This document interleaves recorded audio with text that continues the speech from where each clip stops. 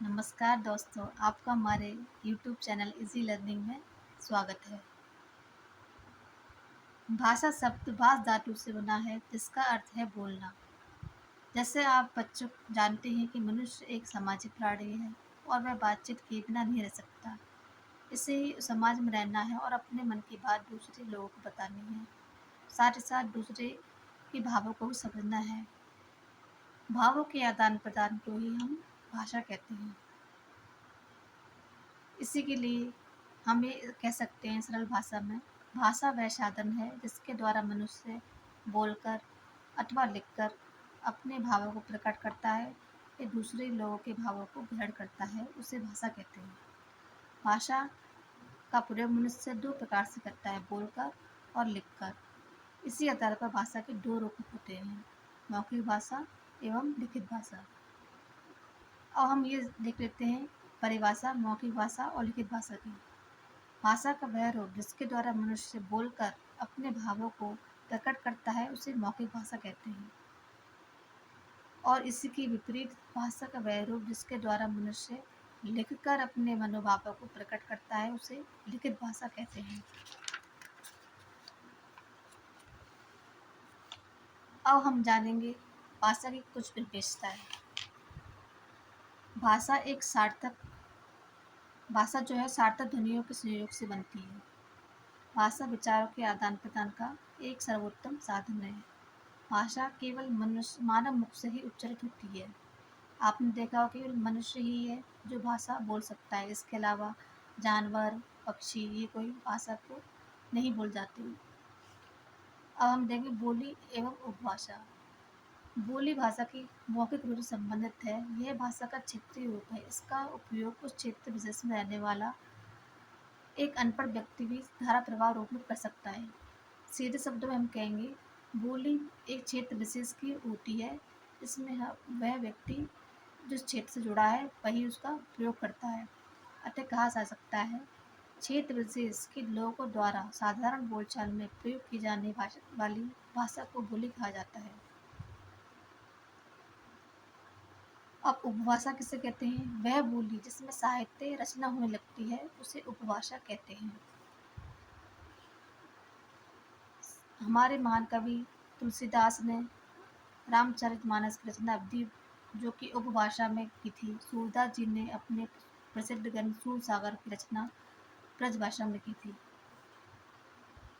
अब लिपि भाषा की मौखिक ध्वनियों को लिखित स्वर में प्रकट करने के लिए निश्चित किए गए चिन्हों की व्यवस्था को लिपि कहते हैं। कुछ प्रसिद्ध भाषाओं एवं लिपियों के नाम इस प्रकार हैं। हिंदी की देवनागरी लिपि, मराठी देवनागरी लिपि, संस्कृत देवनागरी लिपि, नेपाली देवनागरी लिपि, पंजाबी गुरुमुखी, बांग्ला बंगला, अंग्रेजी रोमन, उर्दू अरबी और फारसी मिक्स है। इसी तरह हम ये देखेंगे प्रत्येक उपभाषा बोली के अंदर उपभाषा को बांटा गया है। पश्चिमी हिंदी में भाषा है वह ब्रजभाषा, खड़ी बोली, हरियाणवी, कन्नौजी। पूर्वी हिंदी अवधी, बघेली, छत्तीसगढ़ी, राजस्थानी हिंदी, मेवाड़ी, मारवाड़ी, मेवाती। बिहारी हिंदी में भोजपुरी, मगही, मैथिली। पहाड़ी हिंदी रजवाड़ी, हिमाचली, कुल्लई। हिंदी भाषा का परिचय तथा महत्व। हिंदी भाषा भाषा परिवार की है। हिंदी भाषा का उद्भव जो है यानी कि हिंदी भाषा कहाँ से आई है, वह संस्कृत से आई है। इसलिए संस्कृत को हिंदी भाषा की जननी कहा जाता है। 14 सितंबर सन 1949 को अनुच्छेद 343 को भारत संघ की राजभाषा स्वीकार किया गया। विश्व में हिंदी बोलने वाले लोगों का तीसरा स्थान है। हिंदी में विश्व में तीसरा स्थान है। आज विश्व में हिंदी भाषा का लोगों का दूसरा स्थान है। व्याकरण किसे कहते हैं? व्याकरण वह शास्त्र जिसमें उन नियमों का वर्णन होता है जो भाषा के शुद्ध रूप में बोलने, लिखने एवं समझने में सहायता करते हैं। अब व्याकरण के 3 अंग होते हैं, वर्ण विचार, शब्द विचार एवं वाक्य विचार। अब हम इसके प्रश्नोत्तर अभ्यास करेंगे। भाष धातु का क्या अर्थ है? भाष धातु का क्या अर्थ है? भाष धातु का अर्थ क्या है? बोलना। भाषा किसके संयोग से बनती है? सार्थक ध्वनि के संयोग से, शब्दों के संयोग से, वाक्यों के संयोग से या उपयुक्त सभी है। इसका है सबकी संयोग से बनती है, उपयुक्त सभी। अवधी हिंदी भाषा की किस वर्ग की उपभाषा है? तो अवधी हमने आगे पढ़ा था, किसके अंतर्गत आती है? पूर्वी हिंदी वर्ग की। हिंदी भाषा की जननी किससे कहा जाता है? हिंदी भाषा की जननी संस्कृत को कहा जाता है। हिंदी को भारत संघ की राजभाषा के रूप में कब स्वीकार किया गया? वह 14 सितंबर 1949 को।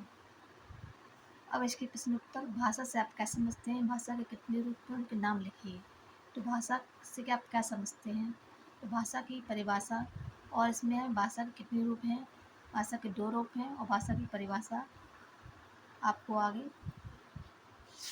ये है। भाषा की परिभाषा और भाषा के 2 रूप हैं। बोली एवं उपभाषा में क्या अंतर है, स्पष्ट कीजिए। बोली क्षेत्र विशेष द्वारा बोली भाषा को बोली कहते हैं, और उपभाषा वह बोली जिसमें साहित्य रचना उन्नति शुद्ध भाषा कहते हैं। यह दोनों में अंतर है, और इसका हम ये उदाहरण यहाँ से यहाँ तक देखेंगे, स्पष्ट करेंगे। लिपि कैसे कहते हैं? देवनागरी लिपि में लिखी जाने वाली करीब 2 भाषाओं के नाम लिखिए। तो लिपि किसे कहते हैं? इसका उत्तर हमें ये मिलेगा। भाषा की मौखिक ध्वनियों के लिखित रूप में प्रकट करने के निश्चित किए गए चिन्हों की व्यवस्था को लिपि कहते हैं। और 2 हिंदी भाषा लिपि, देवनागरी लिपि, हिंदी और मराठी या संस्कृत सारी देवनागरी लिपि में लिखी गई है। व्याकरण को परिभाषित करते हुए उसके 3 अंगों के नाम बताइए। तो व्याकरण को हम परिभाषित की बात करें कि परिभाषा, व्याकरण एक ऐसा शास्त्र है जिसमें उन नियमों का वर्णन होता है जो भाषा के शुद्ध रूप को बोलने और लिखने में सहायता करते हैं। व्याकरण के 3 अंग, वर्ण विचार, शब्द विचार और वाक्य विचार। अब रिक्त स्थान संकेतों एवं अस्पष्ट ध्वनियों के सहारे पूर्ण रूप से भाव प्रकट नहीं किए जा सकते। आज मनुष्य ने जो विकास किया है उसमें भाषा की महत्वपूर्ण भूमिका है। भाषा विचारों के आदान प्रदान का सर्वोत्तम साधन है। वह बोली जिसमें साहित्य रचना व्यक्ति से उपभाषा कहते हैं। क्षेत्र विशेष के लोगों द्वारा साधारण बोलचाल में प्रयोग की जाने वाली भाषा को बोली कहते हैं।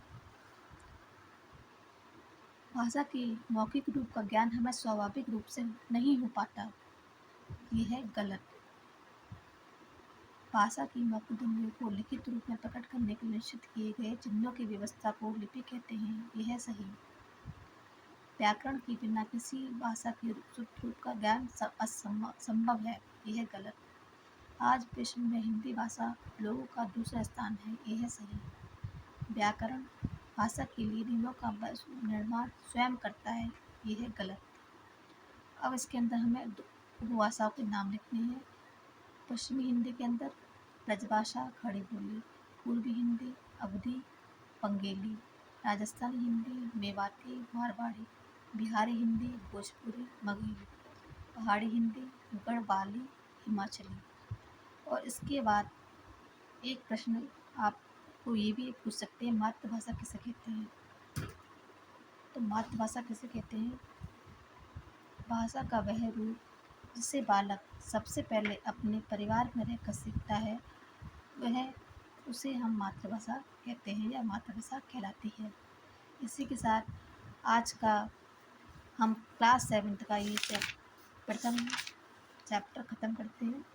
आपको मेरा वीडियो पसंद आया हो तो चैनल को लाइक कीजिए, सब्सक्राइब कीजिए। धन्यवाद।